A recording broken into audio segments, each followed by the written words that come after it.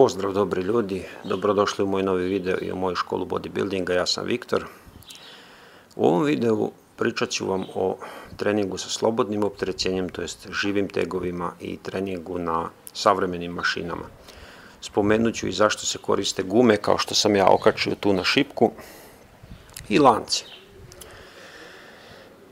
Pa da krenemo redom.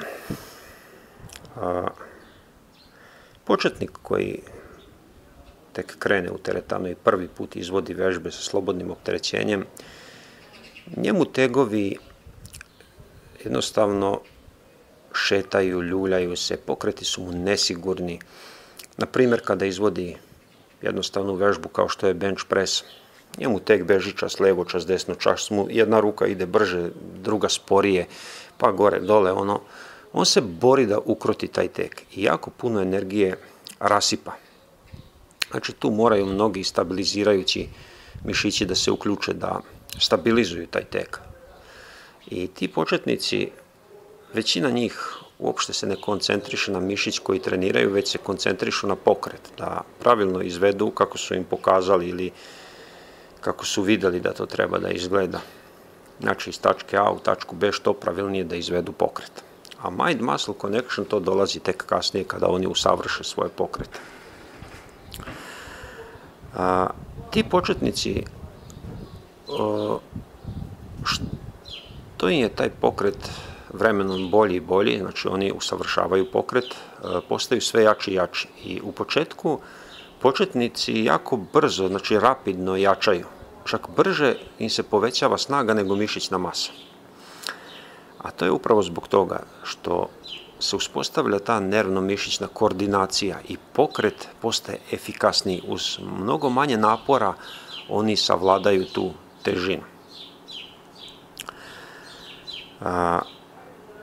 Što se tiče treninga na savremenim mašinama, ako bi taj isti početnik umjesto bench pressa radio na presi za grudi, znači na mašini, i uhvati ručke i gura.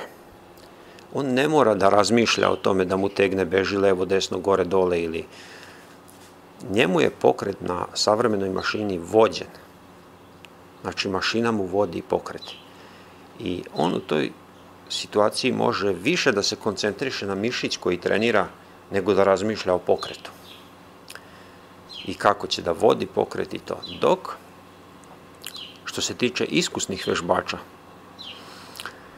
iskusan vežbač sa slobodnim opterećenjem ima mogućnost da sam vodi pokret i da ga vodi onako kako to on želi.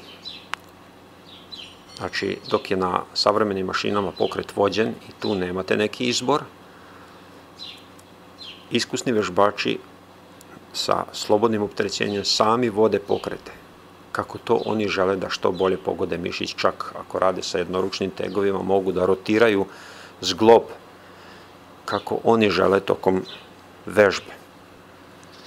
Je li tako? Što se tiče treninga sa slobodnim opterećenjem, ako pogledamo sam pokret, kada bih ja uzeo recimo ovih 10 kg, znači ja u ruci svo vreme držim 10 kg i gravitacija deluje na tih 10 kg, ali opterećenje na moj biceps nije isto duž celog pokreta. Na primjer, u donjoj tačci je opterećenje malo. Čak mogu da opustim biceps i opterećenje na biceps je nikakvo. Kada počnem da podižem, opterećenje se povećava i sve veće i veće je, da bi u jednoj tačci opterećenje na moj biceps bilo najveće, koju ja nazivam mrtva tačka. I kada savladam mrtvu tačku, opterećenje opet postaje sve manje na biceps. Da bi u gornjoj tačci, ako postavim podlakticu tako da bude kao stup, opterećenje onda opet bilo nikakvo. Znači mogu ovako držati jako dugo, moj biceps nije napregnut, ako tako postavim podlakticu. I kažem, kada spuštam, opterećenje se povećava, sve veće i veće, da bi onda bilo najveće i opet je sve manje i manje i na kraju opet se rastereti biceps. Ako bih tu istu vežbu radio na savremenoj mašini za biceps, koja ima onaj kotur na koji se namotava sajla ili stavljam ploče ili su ploče na klin, nebitno, ja kada zgrabim ručku i počnem da povlačim, opterećenje je odmah na biceps veliko i tokom celog pokreta je jednako. I u završnoj tačci moj biceps nije rasterećen kao kod slobodnog tega, već i tu opterećenje deluje i želi da mi ispravi ta mašina ruke. Znači, prednost kod mašina je ta što je opterećenje duž celog pokreta jednako. Čak savremene mašine imaju tako podešeno opterećenje da u delu pokreta gde sam ja najjače opterećenje bude veće, a gde sam ja najslabiji opterećenje bude malo smanjeno. Često oni koturovi gde se namotava sajla budu eliptičnog oblika. Naprimjer, kada radim peg deck, ovde sam najjači, dok kada treba da sastavim ruke, tu sam slabiji, je li tako? I onda je tako eliptičan taj kotur i ovde u stvari bude najveće opterećenje i onda se smanjuje.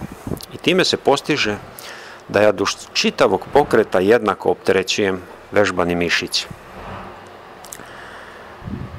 Ako pogledamo recimo vežbu, evo na primjer bench press, isto tako, imate jednu tačku, znači kad pomerim teg nekoliko santimetara iznad grudi, dolazim do te mrtve tačke, najteže tačke.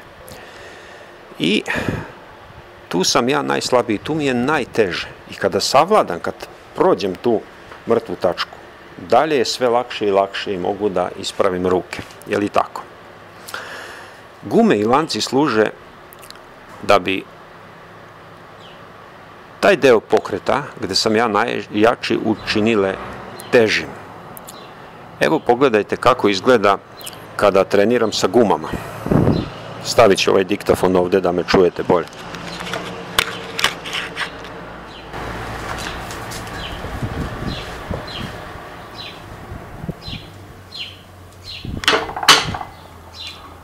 Znači dole, kada krenem, dolazim do mrtve tačke i tu podižem samo teg.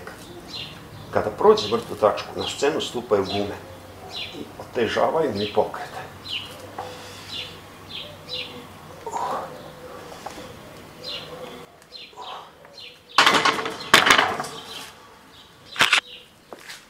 Na isti princip rade i lanci.